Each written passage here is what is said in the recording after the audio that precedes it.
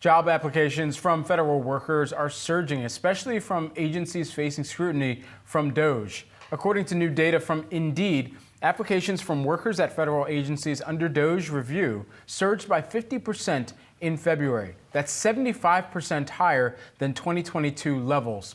Joining me now, we've got Allison Shrivastava, who is the Indeed economist. Great to have you here with us. The data showing that the job search behavior of federal workers has roughly followed the trends of the broader labor market over the past few years. But this is a different situation. Can you walk us through it? Right. So we really wanted to understand the impact of DOGE reviews on how workers with federal experience were approaching, job hunt. And we usually see a little bit of an uptick in applications for federal workers at the onset of a new administration, but nothing like this, 50% increase in a single month. And in particular, for those working with agencies under DOGE review is pretty substantial. It's definitely not something we'd seen before. And so what are some of the biggest things that workers are looking for as they go through the search process?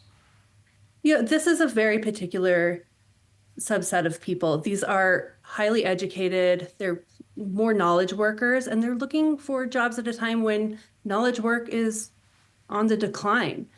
The majority of these job seekers live outside the DC area. So, 80% live outside of DC. We like to think of federal workers as being really confined to that DC metro area, but it's definitely not the case. And the skills that these workers have are highly specialized. A lot of them are proficient in programming languages or policy analysts, very specific subset of workers with very specific high skills that are entering a public job market for the first time.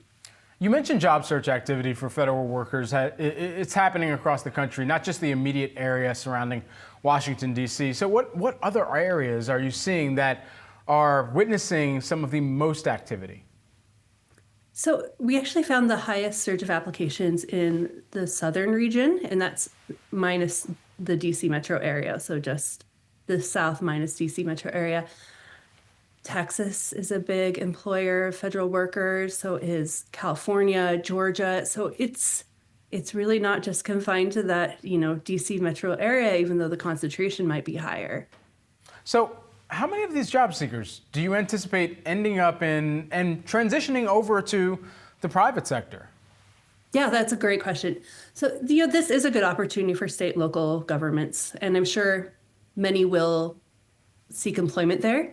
But just given the sheer volume of federal workers applying on Indeed's site, I think a lot will end up in the private sector as well. It's interesting. Are there any tips that you have for federal workers looking for jobs right now? Definitely give yourself some grace. It's a lot to process, but as soon as you're able, really take time and assess your financial situation. So the average time it takes to find a new job is about 15 weeks, but it may be longer for federal workers because a lot of them are knowledge workers. And again, those are sectors that have just been in the decline for a while now. So I think prepare yourself for that. It's a great opportunity to do a career audit and really figure out what's important to you, where your priorities are.